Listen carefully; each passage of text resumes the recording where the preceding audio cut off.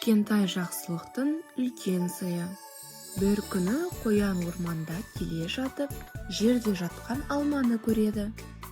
Мына алманы біреу түсіріп алған сияқты. Деп ойлайды ол.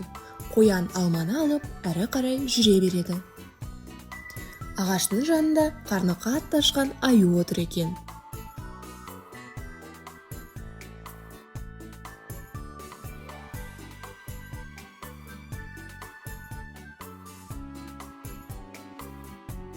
Бүгін жейтін ештеңе таба алмадым.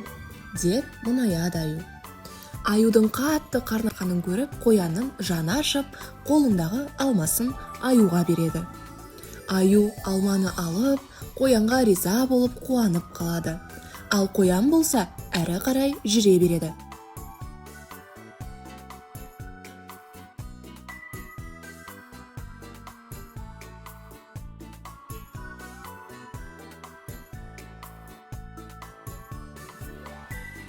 Кенет қоянның аяғы тайып, алдындағы шұңқырға құлап түседі. Кім бар? Көмектесіңдер. Деп айғайлайды ол.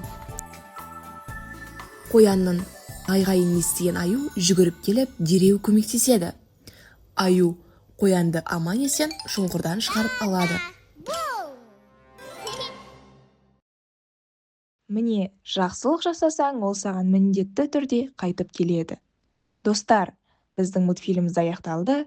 Видео ұнаса, лайк басып, комментарий қалдырып, каналға тіркеле кетіңіздер.